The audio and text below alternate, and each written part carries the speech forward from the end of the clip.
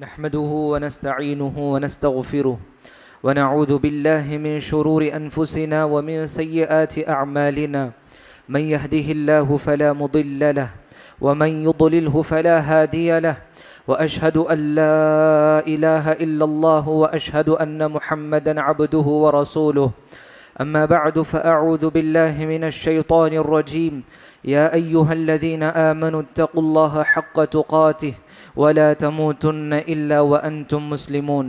يا أيها الناس اتقوا ربكم الذي خلقكم من نفس واحدة وخلق منها زوجها وبث منهما رجالا كثيرا ونساء واتقوا الله الذي تساءلون به والأرحام إن الله كان عليكم رقيبا.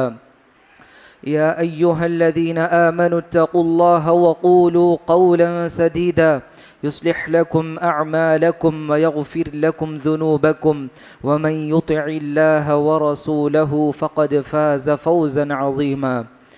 أما بعد فإن خير الحديث كتاب الله، وخير الهدي هدي محمد صلى الله عليه وسلم، وشر الأمور محدثاتها، وكل محدثة بدعة، وكل بدعة ضلالة، وكل ضلالة في النار. فأعوذ بالله من الشيطان الرجيم. بسم الله الرحمن الرحيم. سبح اسم ربك الأعلى. ہر قسم کی تعریف، بزرگی و کبریائی اس اللہ وحدہ لا شریک کے لیے لائق و زیبا ہے، جو ہر قسم کے عیب سے پاک ہے۔ درود و سلام ہو سارے انبیاء پر، خصوصاً آخری نبی محمد صلی اللہ علیہ وسلم پر، جنہوں نے ہر قسم کی نیکی اور بھلائی کی طرف ہماری رہنمائی کی۔ حاضرین جمعہ، عزیز نوجوان دوستوں اور قابل احترام میری اسلامی ماؤں اور بہنوں، اللہ رب العالمین کو یاد کرنے کے بہت سارے کلمات ہیں، بہت سارے الفاظ ہیں۔ انہی بہت سارے کلمات میں 4 ایسے کلمات ہیں جو اللہ رب العالمین کو بہت زیادہ پسندیدہ ہے، بہت زیادہ محبوب ہے۔ اللہ کے نبی صلی اللہ علیہ وسلم نے فرمایا، احب الکلام الی اللہ 4۔ اللہ تعالیٰ کے نزدیک سب سے پسندیدہ اور سب سے محبوب کلمات 4 ہیں۔ سبحان اللہ والحمد للہ ولا الہ الا اللہ واللہ اکبر۔ یہ 4 ایسے کلمات ہیں جو اللہ رب العالمین کو سب سے زیادہ محبوب اور پسندیدہ ہیں۔ ابھی آپ کے سامنے خطبہ مسنونہ کے بعد سورۃ الاعلیٰ کی پہلی آیت تلاوت کی گئی، جس میں اللہ تعالیٰ اپنے نبی کو پیغام دے رہے ہیں، سبح اسم ربک الاعلیٰ۔ اے نبی، آپ اپنے بلند و بالا پروردگار کی تسبیح بیان کیجئے۔ تسبیح یعنی سبحان اللہ کہنا، یہ ہم میں سے ہر ایک اپنی زبان سے بار بار ادا کرتے ہیں۔ تسبیح کا مطلب کیا ہے؟ سبحان اللہ کا مطلب کیا ہے؟ اللہ تعالیٰ کو ہر قسم کے عیب سے، ہر قسم کے نقص سے، ہر قسم کی کمزوری اور کمی سے اللہ تعالیٰ کو پاک کرنا ہے۔ جیسے اللہ تعالیٰ کے لیے نہ اونگ آتی ہے، نہ نیند آتی ہے، نہ اللہ کے لیے تھکان ہے، اور نہ اللہ تعالیٰ کے بیوی بچے ہیں، نہ اللہ تعالیٰ کے ماں باپ ہیں۔ یہ سب ایسی کمزوری صفات ہیں، یہ ایسی کمیاں ہیں جو ایک خالق کے لیے زیب نہیں دیتا۔ تو اسی لیے سبحان اللہ جب ہم کہتے ہیں تو مطلب یہ کہ میں اللہ تعالیٰ کو ہر قسم کے عیب سے پاک مانتا ہوں، اور اللہ کے سلسلے میں میرا عقیدہ ہے کہ اللہ تعالیٰ ہر قسم کے نقص سے، کمزوری سے، کمی سے اللہ تعالیٰ پاک ہے۔ اسی لیے سبحان اللہ کا تذکرہ جب آپ قرآن میں دیکھیں گے، کم و بیش اللہ تعالیٰ نے 80 سے زائد مرتبہ سبحان اللہ یا اس طرح کے الفاظ کو بہت سارے مقامات پر اللہ نے استعمال کیا۔ اس کا مطلب یہ کہ جس قدر اللہ تعالیٰ کسی بات کو بار بار دہراتے ہیں تو اللہ کے نزدیک اس کی اہمیت ہوتی ہے۔ اسی لیے قرآن مجید کی 7 ایسی صورتیں ہیں جس کی ابتدا، جس کا آغاز اسی تسبیح سے ہوتی ہے۔ سورۃ بنی اسرائیل، سورۃ الاسراء کی ابتدا اسی تسبیح سے اللہ تعالیٰ کرتے ہیں، سبحان الذی اسری بعبدہ لیلا من المسجد الحرام الی المسجد الاقصی۔ بابرکت ہے وہ ذات اور اللہ تعالیٰ کی ذات ہر قسم کے عیب سے پاک ہے، جس نے اپنے بندے یعنی محمد صلی اللہ علیہ وسلم کو رات ہی میں مسجد حرام سے مسجد اقصی پہنچایا۔ اور اسی طرح 28ویں پارے میں اللہ نے بار بار ذکر کیا، سبح للہ ما فی السماوات وما فی الارض یسبح للہ ما فی السماوات وما فی الارض سبح اسم ربک الاعلی۔ مختلف آیتوں میں اللہ تعالیٰ نے ہر ان 7 سورتوں کی ابتدا اسی تسبیح سے کرتے ہیں، تو معلوم ہوا کہ تسبیح کی اللہ تعالیٰ کے نزدیک بہت اہمیت ہے۔ اسی لیے آپ دیکھیں کہ 5 باتیں آپ انشاءاللہ معلوم کریں گے تسبیح کے حوالے سے۔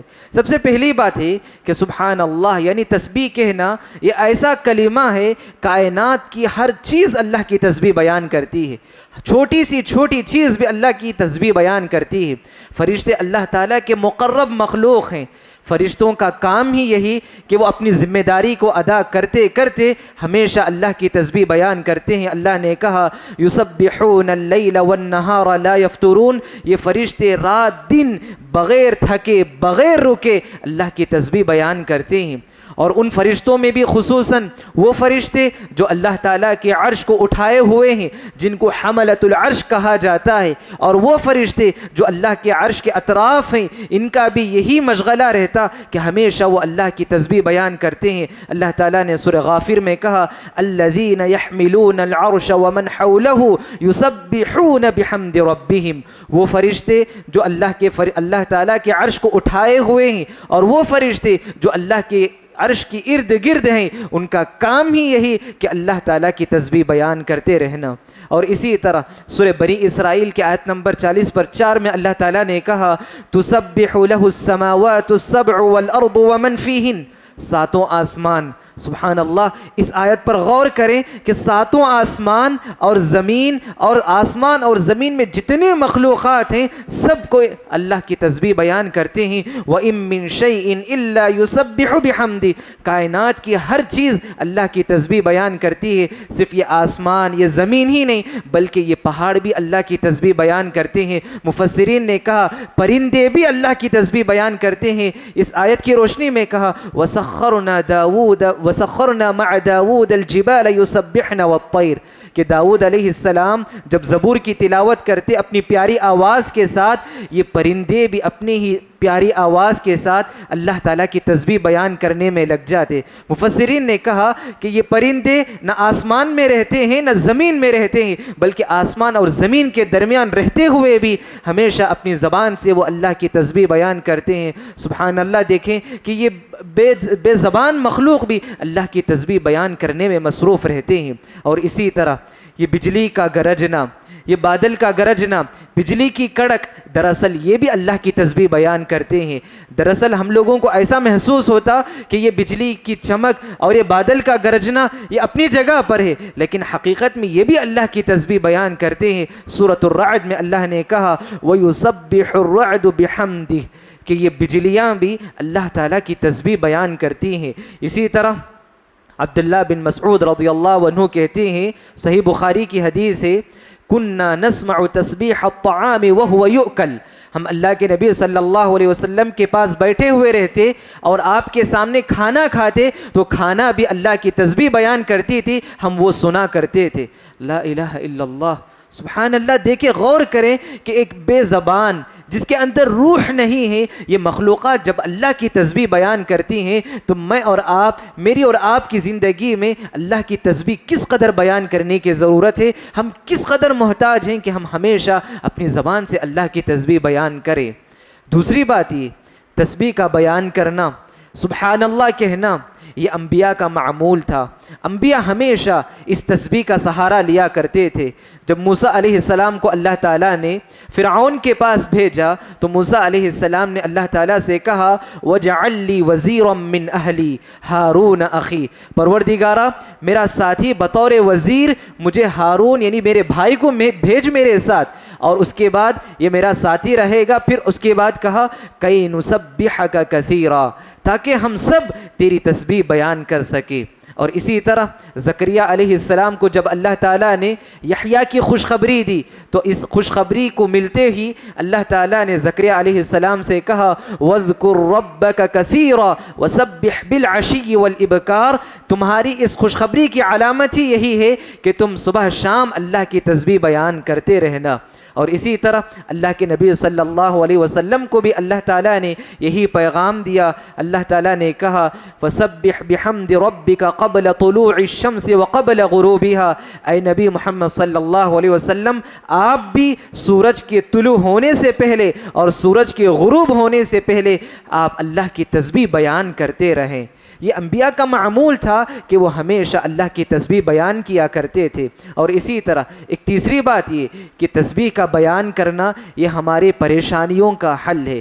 آپ کا دل تنگ ہے، آپ کا دل بے چین ہے، آپ پریشان ہیں، آپ تسبیح پڑھیے، آپ سبحان اللہ پڑھیے۔ سبحان اللہ سے ابتدا ہونے والے جتنے بھی اذکار ہیں آپ اس کی پابندی کیجیے، آپ غیر معمولی طور پر دلی سکون کو محسوس کریں گے۔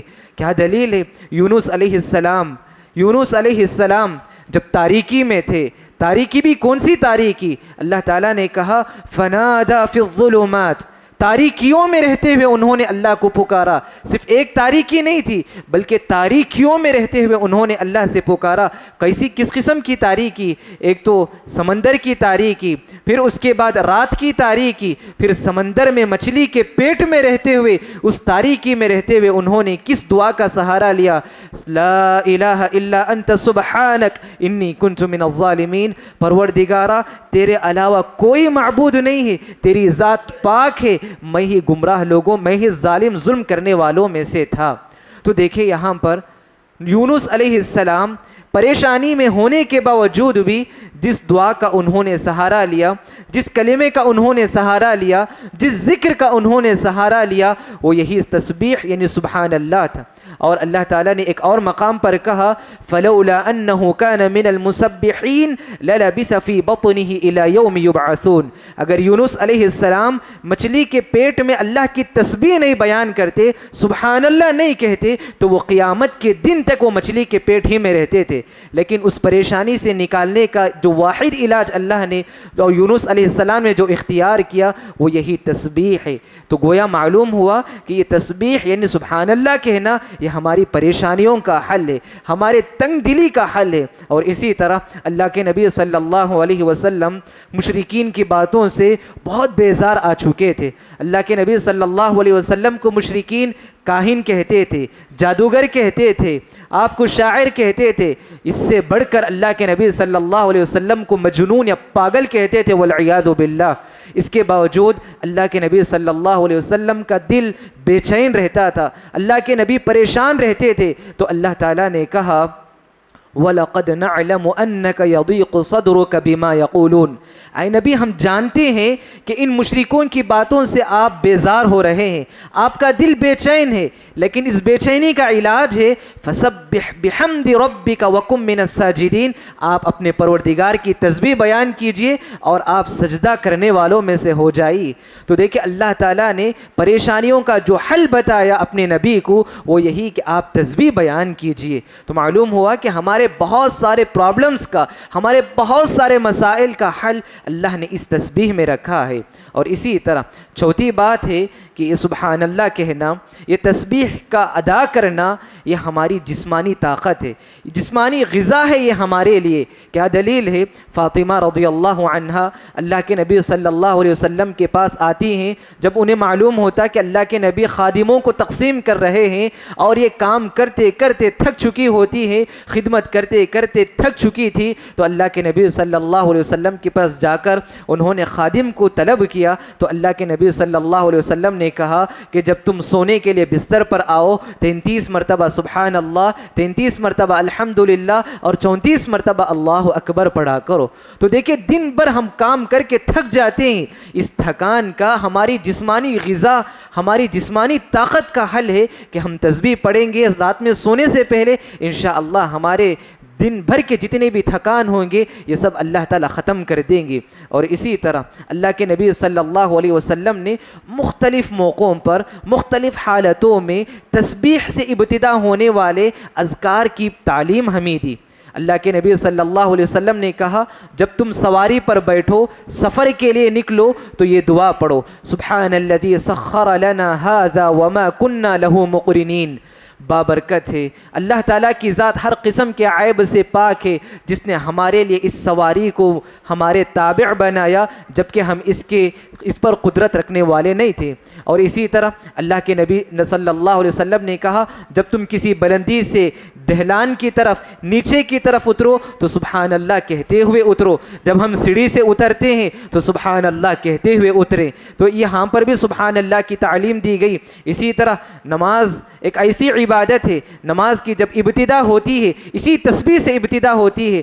دعائے استفتاح میں اللہ کے نبی نے ہمیں یہ دعا سکھلائی سبحانک اللہم وبحمدک وتبارک اسمک وتعالی جدک، اللہ تیری ذات ہر قسم کے عیب سے پاک ہے، تیرے نام بہت ہی پیارے ہیں، بہت ہی بابرکت نام ہیں۔ اور اسی طرح جب ہم رکوع میں جاتے ہیں سبحان ربی العظیم، سجدے میں جاتے ہیں سبحان ربی الاعلی، جیسے ہی ہم نماز ختم کرتے ہیں نماز کے ختم ہونے پر بھی اللہ کے نبی نے یہی تعلیم دی 33 مرتبہ سبحان اللہ، اس کے بعد الحمدللہ، اس کے بعد اللہ اکبر پڑھا کریں۔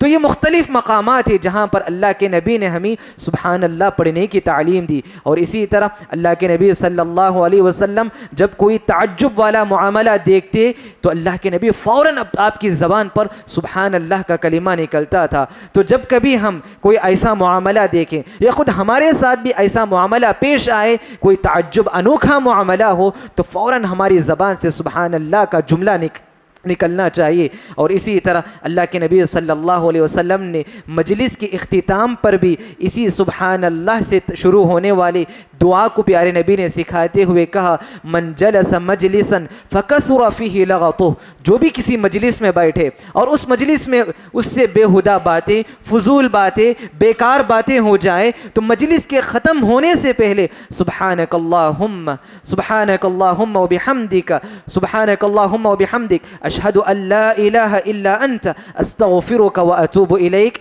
ہر قسم کی تعریف یعنی اللہ کی آپ تسبیح بیان کرنے کے بعد یہ کہتے کہ پروردگارہ اس محفل میں، اس مجلس میں، اس بیٹھک میں مجھ سے جو بھی غلطیاں ہو گئی میں تجھ سے معافی طلب کرتا ہوں۔ تو اللہ کے نبی نے کہا الا غفر له كان في مجلسه ذلك، اللہ تعالیٰ اس کے اس دعا پڑھنے کی وجہ سے اس مجلس میں ہونے والی غلطیوں کو اللہ تعالیٰ معاف کر دیتے ہیں۔ تو معلوم ہوا کہ مختلف مقامات پر اللہ کے نبی صلی اللہ علیہ وسلم نے ہمیں اس تسبیح کو پڑھنے کی تعلیم دی۔ اور اسی طرح پانچویں بات یہ کہ تسبیح کا کہنا یہ اتنا بڑا فضیلت والا عمل ہے کہ اس کی پڑھنے سے، تسبیح کے ادا کرنے سے اللہ تعالیٰ ہمارے گناہوں کو معاف کرتے ہیں، اللہ تعالیٰ ہماری نیکیوں میں اضافہ کرتے ہیں، اللہ تعالیٰ ہمارے درجات کو بلند کرتے ہیں۔ اس سلسلے میں 4 حدیثیں آپ کے سامنے بتانا مناسب سمجھتا ہوں۔ پہلی حدیث ہے اللہ کے نبی صلی اللہ علیہ وسلم نے ایک مرتبہ صحابہ سے پوچھا ایعجز احدکم ان یکسب کل یوم 1000 حسنہ، کیا تم میں سے کوئی شخص دن میں 1000 نیکی کمانے پر طاقت رکھتا ہے؟ صحابہ نے کہا اللہ کے نبی کیسے ہم دن میں 1000 نیکی کما سکتے ہیں؟ تو اللہ کے نبی صلی اللہ علیہ وسلم نے کہا یسبح اللہ 100 تسبیحہ، کہ تم دن میں 100 مرتبہ تسبیح پڑھو فَيُكْتَبُ لَهُ 1000 حسنہ، اللہ تعالیٰ آپ کو 1000 نیکی لکھیں گے، وَيُكْتَبُ عَنْهُ 1000 خطیئہ، اور آپ کے 1000 گناہوں کو اللہ تعالیٰ مٹائیں گے۔ سبحان اللہ، صحیح روایت ہے یہ کہ کتنی بڑی فضیلت والا، کتنی بڑی اہمیت رکھنے والا یہ کلمہ ہے۔ اور اسی طرح دوسری حدیث سنیں، اللہ کے نبی صلی اللہ علیہ وسلم نے کہا من قال سبحان اللہ وبحمدہ 100 مرہ حطت عنہ خطایاہ مثل زبد البحر، جو بھی شخص صبح شام میں سبحان اللہ وبحمدہ 100 مرتبہ پڑھے گا، اس کے سمندر کے جھاگ کے برابر بھی گناہ کیوں نہ ہو اللہ تعالیٰ اس کے معاف کر دیتے ہیں۔ صبح شام میں ہم مختلف اوقات میں بھی کیوں نہ صحیح، یا فجر کی نماز پڑھنے کے بعد اسی جگہ بیٹھ کر 100 مرتبہ سبحان اللہ وبحمدہ ہی پڑھے، زیادہ سے زیادہ 5 منٹ لگ سکتا ہے، لیکن اس کی وجہ سے ہمارے چھوٹے موٹے گناہوں کو اللہ تعالیٰ معاف کر سکتے ہیں۔ اور اسی طرح ایک تیسری فضیلت، تیسری حدیث اللہ کے نبی صلی اللہ علیہ وسلم نے کہا من قال سبحان اللہ العظیم وبحمدہ غرست لہ نخلۃ فی الجنہ، جو بھی بندہ صرف ایک مرتبہ سبحان اللہ العظیم وبحمدہ ہی پڑھے گا اس کے لیے جنت میں ایک کھجور کا درخت لگا دیا جاتا ہے۔ دیکھیں سبحان اللہ، یہ سب ایسے اعمال ہیں، چھوٹے چھوٹے اعمال ہیں جس کے لیے زیادہ محنت کی ضرورت نہیں ہے، لیکن اس کا بدلہ آپ دیکھیں گے آخرت میں اتنا عظیم بدلہ کہ آخرت میں ایک مرتبہ سبحان اللہ العظیم وبحمدہ پڑھنے پر اللہ تعالیٰ آپ کے لیے جنت میں ایک کھجور کا درخت لگا دیا جاتا ہے آپ کے لیے۔ اور اسی طرح ایک چوتھی اور بہت ہی اہم حدیث ہے، اللہ کے نبی صلی اللہ علیہ وسلم نے کہا کلمتان، دو ایسے کلمے ہیں حبیبتان الی الرحمن، اللہ تعالیٰ کو بہت پسند ہے، ثقیلتان فی المیزان، اور یہ دو کلمات کل قیامت کے دن ترازو میں بہت وزندار ہوں گے، بہت بھاری ہوں گے، خفیفتان علی اللسان، اور یہ دونوں کلمات زبان پر ادا کرتے ہوئے بہت آسان ہیں، بہت ہلکے ہیں، اس کے لیے زیادہ محنت کی ضرورت نہیں ہے۔ اور اس کے بعد کیا کہا، وہ دو کون سے کلمات ہیں، سبحان اللہ وبحمدہ سبحان اللہ العظیم، سبحان اللہ وبحمدہ سبحان اللہ العظیم، یہ دو ایسے کلمات ہیں کہ اللہ کو بہت پسندیدہ ہیں، میزان میں یعنی ترازو میں بہت وزندار ہیں اور زبان پر بہت ہلکے ہیں، تو اس کلمے کو ہم جس قدر ہو سکے ہم ادا کرنے کی کوشش کریں۔ دوستو، یہ کلمات سبحان اللہ وبحمدہ یا سبحان اللہ، اللہ کی تسبیح بیان کرنا، یہ صرف دنیا ہی میں نہیں، دنیا کے ختم ہونے کے بعد جب حشر کے میدان میں سب لوگ جمع ہوں گے، اس وقت فرشتے بھی اللہ تعالیٰ کے عرش کے ارد گرد ہوں گے تو یہ بھی اللہ کی تسبیح بیان کرتے رہیں گے۔ اللہ تعالیٰ نے کہا وَتَرَى الْمَلَائِكَةَ حَافِّينَ مِنْ حَوْلِ الْعَرْشِ يُسَبِّحُونَ بِحَمْدِ رَبِّهِمْ، فرشتے جب قیامت قائم ہوگی اور اللہ تعالیٰ فیصلہ کرنے کے لیے حشر میں آئیں گے تو اس وقت فرشتے اللہ کے عرش کے ارد گرد کھڑے ہو کر اللہ کی تسبیح بیان کرتے ہوں گے، اور یہی بندے جب فیصلہ ہونے کے بعد جنتی جنت میں چلے جائیں گے، جہنمی جہنم میں چلے جائیں گے، تو جنتی جنت میں جانے کے بعد اسی تسبیح کو پڑھتے رہیں گے۔ اللہ تعالیٰ نے کہا دعواہم فیہا سبحانک اللہم، ان کی آپسی گفتگو یہی ہوگی کہ اللہ تعالیٰ کی تسبیح بیان کرتے ہوئے رہیں گے۔ تو معلوم ہوا کہ یہ تسبیح کا ادا کرنا یہ میری اور آپ کی زندگی کا ایک لازمی حصہ ہے، لہٰذا ہم ہمیشہ اللہ کی تسبیح بیان کریں، سبحان اللہ وبحمدہ سبحان اللہ العظیم یا سبحان اللہ وبحمدہ، اس طرح کے جتنے بھی تسبیح کے کلمات ہیں، اٹھتے بیٹھتے چلتے پھرتے دکان میں مکان میں ہر جگہ اس تسبیح کو ہم پڑھنے کی کوشش کریں۔ اللہ کے نبی صلی اللہ علیہ وسلم اپنی رسالت کی پوری ذمہ داری ادا کرنے کے بعد اللہ تعالیٰ نے کہا اذا جاء نصر اللہ والفتح ورأيت الناس يدخلون في دين الله أفواجا فسبح بحمد ربك واستغفر انه كان توابا، جب اللہ تعالیٰ کی مدد آ گئی، یعنی اللہ تعالیٰ نے مکہ کو فتح کر دیا، لوگ اسلام میں پے در پہ داخل ہوتے گئے، اللہ کے نبی کی ذمہ داری ختم ہو گئی، تو اللہ تعالیٰ نے کہا کہ اے نبی اب آپ اللہ کی تسبیح بیان کیجئے اور استغفار کرتے رہے، اللہ تعالیٰ معاف کرنے والا ہے۔ صحیح مسلم کی حدیث ہے، جب یہ آیت نازل ہوئی عائشہ رضی اللہ عنہا نے کہا کہ اس کے بعد اللہ کے نبی صلی اللہ علیہ وسلم ہمیشہ یہ دعا پڑھتے تھے، ہمیشہ یہ ذکر پڑھتے تھے، سبحان اللہ وبحمدہ سبحان اللہ العظیم، اس طرح کے اذکار اللہ کے نبی صلی اللہ علیہ وسلم پابندی سے پڑھا کرتے تھے۔ تو لہٰذا ہمیں بھی چاہیے کہ ہم میں سے ہر ایک کو، چاہے مرد ہو عورت ہو بچہ ہو بوڑھا ہو جوان ہو، ہر کسی کو چاہیے کہ ہم اس تسبیح کو بار بار پڑھتے رہیں، کیونکہ ایک مومن کی شان ہے، ایک مومن کی علامت ہے کہ وہ اللہ کو بہت زیادہ یاد کرنے والا ہوتا ہے۔ اللہ تعالیٰ نے کہا والذاکرین اللہ کثیرا والذاکرات، اللہ تعالیٰ کو یا بہت زیادہ یاد کرنے والے مرد اور اللہ تعالیٰ کو بہت زیادہ یاد کرنے والی عورتیں۔ پھر اس کے بعد کہا یا ایھا الذین آمنوا اذکروا اللہ ذکرا کثیرا وسبحوہ بکرۃ واصیلا، اے ایمان والو تم اللہ کو کثرت سے یاد کرو، زیادہ سے زیادہ یاد کرو، اور کن کلمات سے یاد کریں اللہ نے وہ بھی بتا دیا، وسبحوہ بکرۃ واصیلا، صبح شام آپ اللہ کی تسبیح بیان کرو۔ اس کے مقابلے میں منافق کی علامت بتائی گئی وَلَا يَذْكُرُونَ اللَّهَ إِلَّا قَلِيلًا، منافق اللہ کو بہت کم یاد کرتے ہیں۔ ہم مؤمن ہیں، مؤمن مرد اور مؤمن عورت کو چاہیے کہ وہ ہمیشہ اللہ تعالیٰ کو جس قدر ہو سکے زیادہ سے زیادہ یاد کرنے کی کوشش کرے۔ دعا ہے رب العالمین سے کہ اللہ تعالیٰ مجھ کہنے والے کو، آپ تمام سننے والوں کو ہمیشہ اللہ تعالیٰ کو یاد کرنے والا بنائے، ہمیشہ اللہ تعالیٰ کو، اللہ کی تسبیح، اللہ کی تحمید، اللہ تعالیٰ کی تکبیر بیان کرنے والا اللہ تعالیٰ مجھے اور آپ کو بنائے۔ آمین۔ اقول قولی ھذا واستغفر اللہ لی ولکم ولسائر المسلمین من کل ذنب فاستغفروہ انہ هو الغفور الرحیم۔